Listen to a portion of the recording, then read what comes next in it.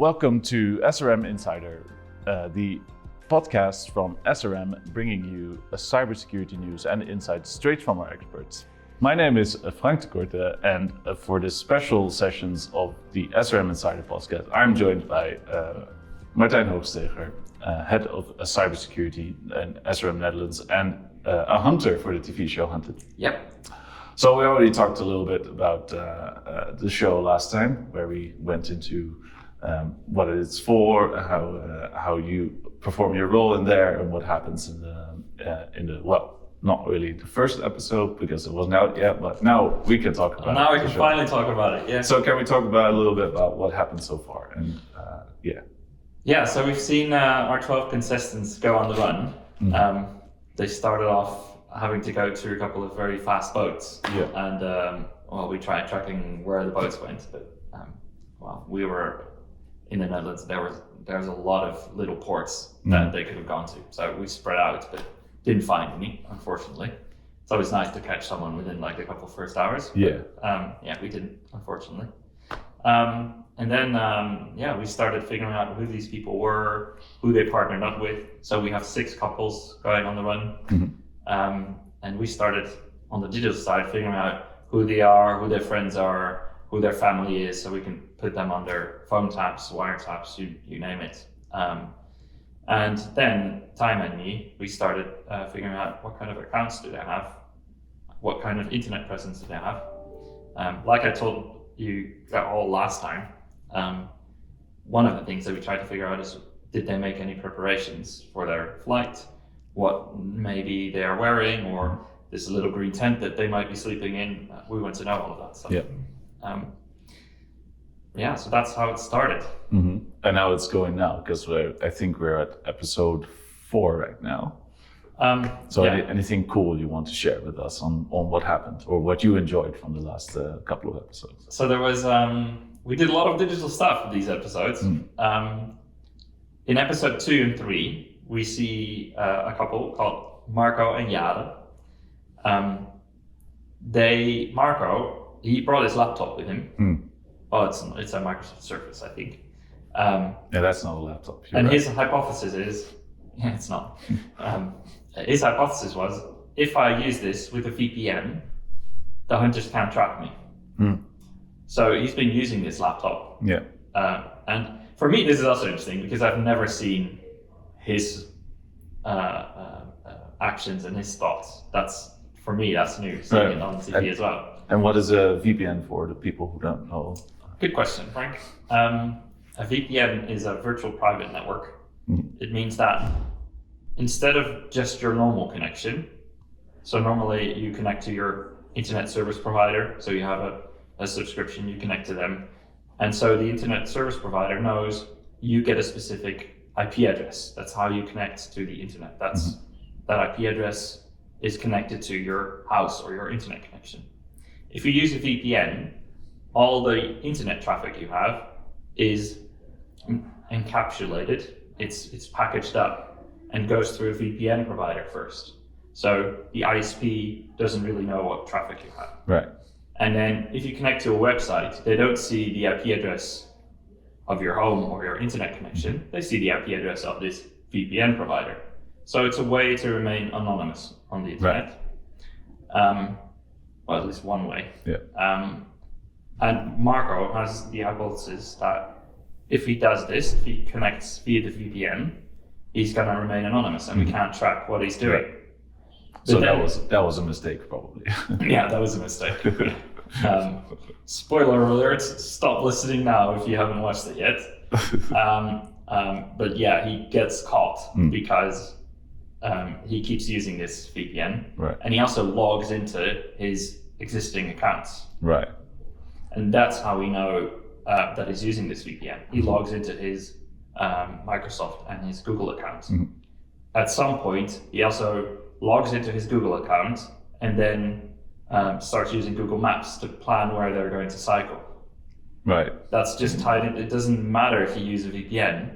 It's your account on Google. So Google has all of this information stored. Yeah.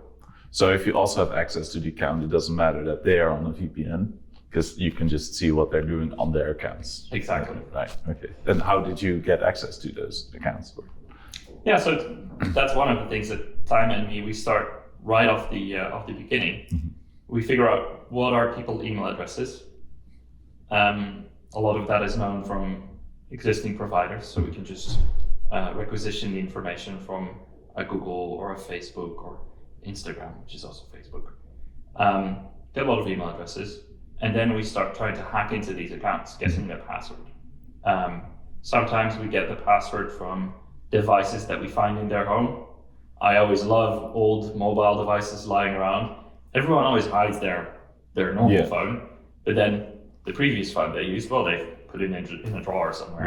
Right. And these are unpatched. They have a 4-digit passcode. Mm-hmm. They've been lying there for 2 years, so they never have any updates or security stuff installed. If we find those, I can quite easily read them. Right. And most often, people will have stored their passwords on it because they want to quickly. And haven't changed them in forever. No, of course, they don't change their passwords regularly. Yeah. They should, but nobody does. Yeah. So that's how we find a lot of passwords. Then we log into these accounts, which, so we are operating under the laws in the Netherlands of what police and intelligence services can do in very highly dangerous situations. So these are, the situation is these criminals that are on the run, they're highly dangerous. So we have a lot of the techniques available to us. And that's why we're allowed to do these hacking operations or requisition some of this information from providers. Right. Then we log into these accounts. You see this connection, but it's from a VPN. And then we try to requisition the information from a VPN provider, of course. Yeah. Which a lot of VPN providers don't store anything. So they won't be able to give you any information even if they wanted to. Yeah. But then what we've done is we requisitioned them to cooperate, which means that in the future for this specific account, they do need to save information. Yeah, right. So they haven't stored logs now, but they will on your request, and then when the user logs in again, you will get notified. They will have to because of the laws here. Right. Yeah. Which is only for that specific account. So it doesn't. VPNs in general protect your privacy very well. Yeah. If you're a highly dangerous criminal on the run, luckily we have some techniques to our disposal, some legal techniques to requisition some of that information. Good. So that's how every time he came online, he was very chilled. He was like online for like 15 minutes, and we had teams just going there as fast as we can. So in one of the episodes, you set up something called a Floppy Factory. Can you talk a little bit about what happened there and why you decided to do this? So the contestants, they receive a floppy. What's a floppy for those people? So sorry. There were a couple of contestants that also were wondering, what is this? So it's a very old storage medium. There's these 5¼ inch floppy disks. They flop a little bit. That's why they're called floppies. Some people know the smaller ones, which is basically the save icon. Yeah. For the younger generation. These are the even bigger ones, which is just really old computers. So in the show, it's a Commodore that you need to put the floppy in. Right. But it could also be any type of other older computer, mostly gaming computers, but there's also a couple of old Windows formats that you can have this with. So you need to know the right machine to put it in as well. Right. And these contestants, well, we didn't know that they got one until we arrested Marco and Jade, and they had this floppy with them. Which we knew because when they got arrested, they said, "Oh no, the floppy!" We're like, "The floppy?" Go into that. Go into their stuff and find it. Yeah. And then I went to the Dutch Forensic Institute, which was really cool. Yeah. And they know how to process a lot of different storage mediums, even if it was in a fire or in a car crash or whatever. They can recover a lot of information. So I figured, I don't know what to do with this floppy, what device to put it into. Floppies are also very sensitive. They're a magnetic storage medium. So if you put them in the wrong device a couple of times, the magnetic holes on the storage medium, they will weaken. Yeah. And then at some point you might lose the data. Yeah. Right. And I only had one floppy and I wasn't getting another, so I wanted to do this properly, which is why the Dutch Forensic Institute helped. And they were able to read the data quite quickly. And then we knew, okay, this is some information that they are receiving about where the extraction point is going to be in a couple of weeks. But then we also thought, it's very hard to find the right way to read this floppy. Yeah. And they're going to be going on Google and Marktplaats, which is our eBay basically. Yeah. And they're going to figure out where they can read this floppy. So Time and me, in a very rapid little project that we had, in about 2 hours, we created this fake website called the Floppy Factory. We paid a lot of money to advertising on Google and Marktplaats and whatever. So if you would, in the Netherlands, if you would look for reading a floppy 5 1/4 inch or any other type of terminology, you would find our website. And we would have a phone number and an email address, and well, we were trying to lure them to contact us, of course, which is a very elaborate way of phishing. Yeah. Which we see criminals use as well. Yeah. So in the show, you also make use of phishing to gain some information on your targets. Yep. So how does that tie into ethical hacking and what we do at SRM? Yeah. Within ethical hacking, we try to simulate what criminals do. Yeah. So all of their techniques. And in a lot of cases, criminals manage to hack an organization or manage to convince someone to make a payment. It's not just organizations that are hit by phishing. It's also just normal people, civilians. I get a lot of phishing emails in a day. Yeah. Trying to convince you to do a payment or make you click a link that downloads a program. And trying to convince these people, that's what criminals do. So we try to do that within ethical hacking as well. We do phishing attacks where we say, there's this piece of information that's being sent to you, but you need to log in first. And we create this fake Microsoft login page and see how many people within an organization actually click on the link and fill out their information, for example. And that's a good way to assess where people are about cyber attacks, how critical they are of the links that they receive, which is good for an organization to know how much attention they should give to educating people about this. So it's one of the things that we definitely do, simulating these attacks that criminals do as well. So the breaking into the accounts and the phishing part is actually an example of hacking, and it is something that you can also buy as a service at SRM, for instance, and we call this ethical hacking. Yep. In a sense. So what do you take or bring to the show or take away from the show that we also use at SRM, and what does ethical hacking actually mean? So I always think that terminology is very, very funny, right? Ethical hacking, what does that mean? I think hacking in general is a bit vague in how lawful it is, right? Yeah. Just like entering a home, you're not allowed to. In Dutch, it's huisvredebreuk, breaking the peace of the house, translated. And you can do the same with computers. Yeah. Then it's computervredebreuk, breaking the peace of the computer. But under Dutch law, it's only if you don't have permission to do that.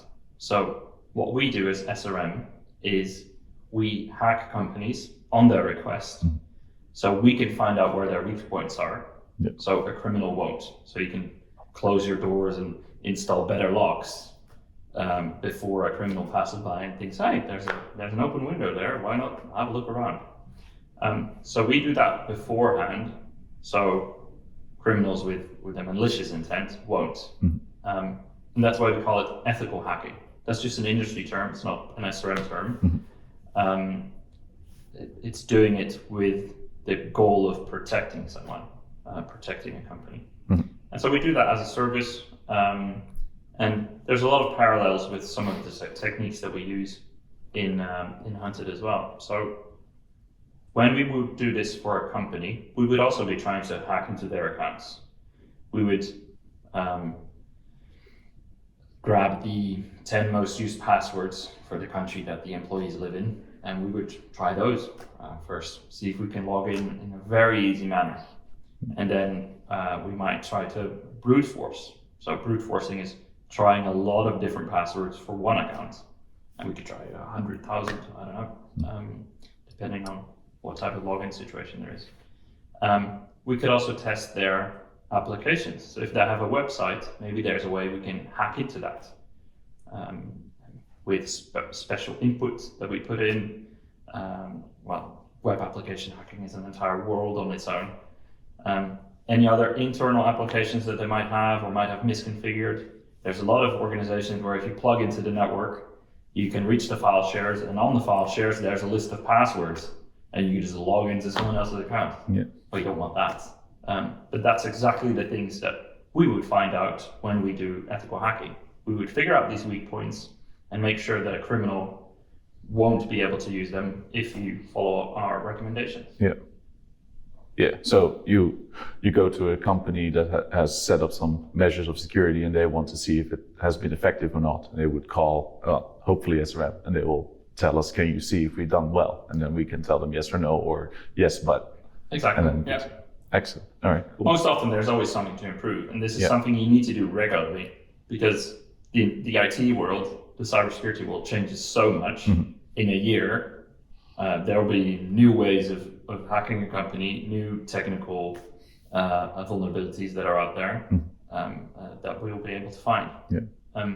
So a company that does this regularly will make sure that a criminal at least has a much lower chance of getting in. Yeah. It's always a bit of an arms race. Yeah. The more you invest in protecting yourself, using a VPN, for instance. Using a VPN, the lower the chance will be that a criminal can get to your crown jewels. Oh, very interesting. Thank you. I think that is all we have time for this week on SRM Insider. So we thank Martijn for joining us once again. Next week we will talk about incident response, I think. Yep. And how you respond to crises, incidents when your company or your organization has been hacked and needs help with that. So join us next week when we talk about Martijn again about Hunted.